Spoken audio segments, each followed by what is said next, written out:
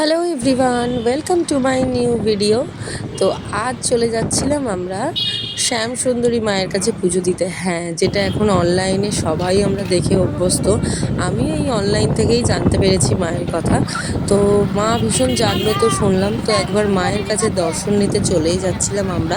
তো এখন আমরা তিনজন বেরিয়েছি, কিন্তু আমাকে রিয়ানের পাপা ছেড়ে দেবে। রিয়ানের পাপা ছেড়ে দিয়ে আমি, রিয়ান আর চলে যাব বোন মিলে। তো চলো দেখা যাক কত দূর আমরা গিয়ে তোমাদের দর্শন করাতে পারি। তো সাথে থাকো আর ভিডিওটা দেখতে থাকো।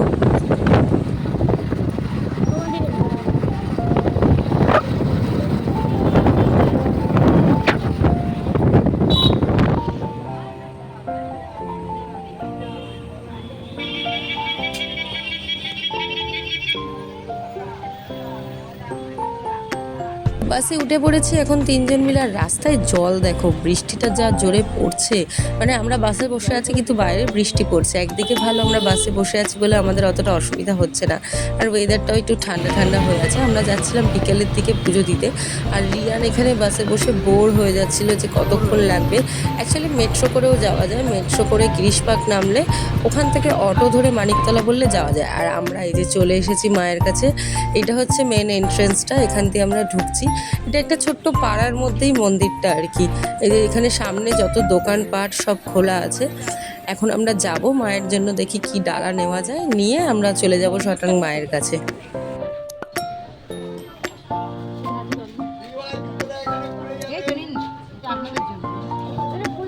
আমি ওটা লাগিয়ে দেবো।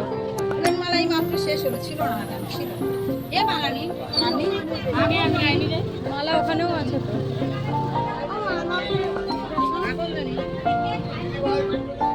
মন্দিরের সামনেই অনেক ডালার দোকান দেখতে পাবে তোমরা। আমরা এই মন্দির গলির বাইরেই একটা ডালার দোকান ছিল, সেই কাকিমার কাছ থেকে আমরা নিয়ে নিয়েছিলাম ডালা।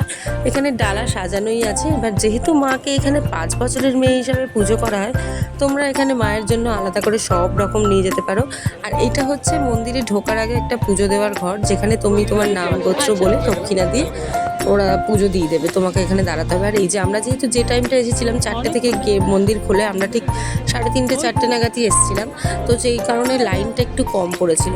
এখন আমরা লাইনে দাঁড়িয়ে আছি আর চলে যাব সোজা মায়ের কাছে। আর এখানে এখন এটা হচ্ছে মন্দিরে ঢোকার আগে একটা শিব বাবার মন্দির আছে, সেটা আমি লাইন থেকে একটু ক্যাপচার করছিলাম, যেহেতু সামনে একটু ভিড়, মানে ঠিক করে দেখা যাচ্ছে না।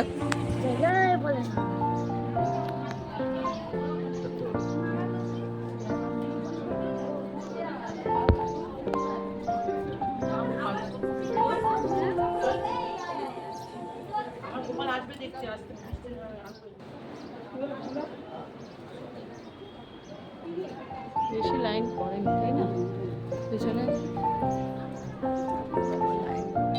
খুব বেশি লাইন ছিল না যদিও, তারপরেও আমাদেরকে একটু লাইন দিতে হয়েছে। কিন্তু মায়ের কাছে গেলাম আর একটুখানি কষ্ট করে পুজো দেবো না, তা কি হয়? এই যে আমরা লাইনে তিনজন মিলে দাঁড়িয়ে আছি, রিয়ান এখানে খেলছে ওর মিমির কভার নিয়ে। আর এই যে এই পোস্টারটা দেখে নাও, এটা কেউ স্ক্রিনশট নিয়ে নিতে পারো। এখানে মায়ের সমস্ত ইনফরমেশান দেওয়া আছে, কখন মন্দির খোলে, কখন মন্দির বন্ধ হয়। আর সামনে যে দেখতে পাচ্ছ সেখানেই মাকে দেখতে পাওয়া যাচ্ছে। সামনে যদিও খুব ভিড়, কিন্তু কিভাবে দর্শন পাবো দেখা যায়। সবার কাছে ঝুড়ি যাবে, ঝুড়িতেই ফুল দেবেন।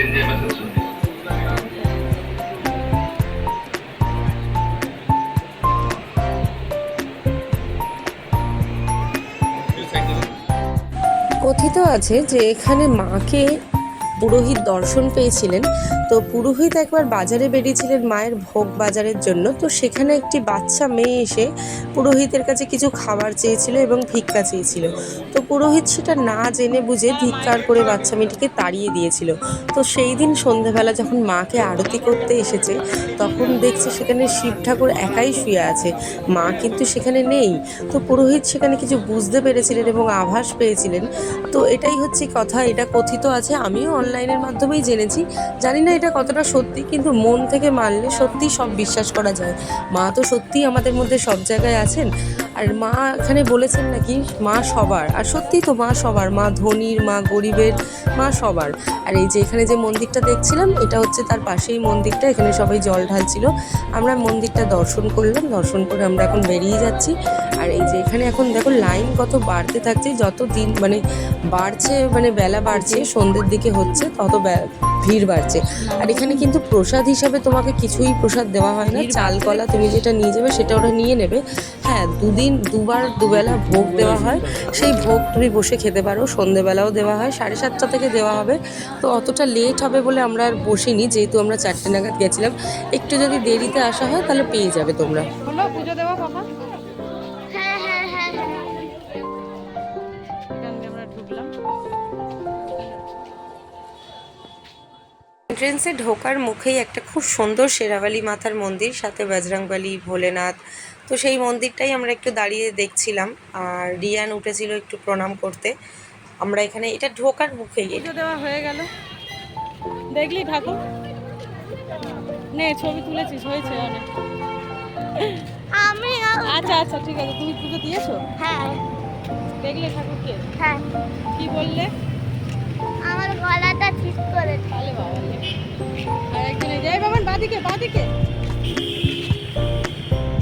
হয়ে গেছে আমাদের পুজো দেওয়া। তো এটাই হচ্ছে মেডিকেল সায়েন্স কলেজ। পুজো দিয়ে আমরা বাসে উঠে পড়েছি। আর যেহেতু বৃষ্টি পড়ছিল আমরা তাড়াতাড়ি বাসে উঠে পড়লাম। বাস পেয়েও গেছিলাম, ওখানে বেরালেই বাস পেয়ে যাবে, বাস অ্যাভেলেবেল।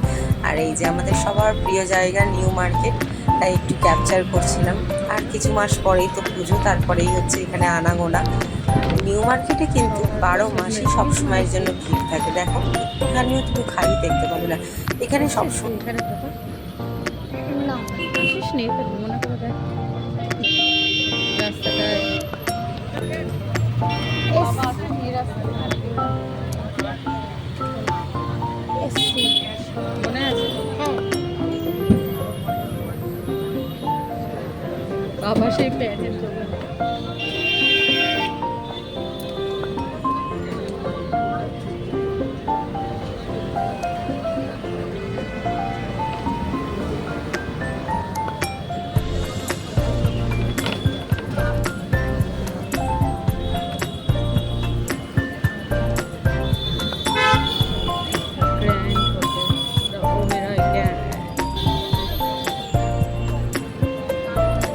আজকের মতো ভিডিওটা এখানে এন্ড করলাম। আমরাও এবার বাড়ি ফিরি। তো ভিডিওটা তোমরা দেখো, ভিডিওটা দেখে যদি ভালো লাগে তো please like, comment and subscribe করে দিও। Thank you so much for watching. Bye by.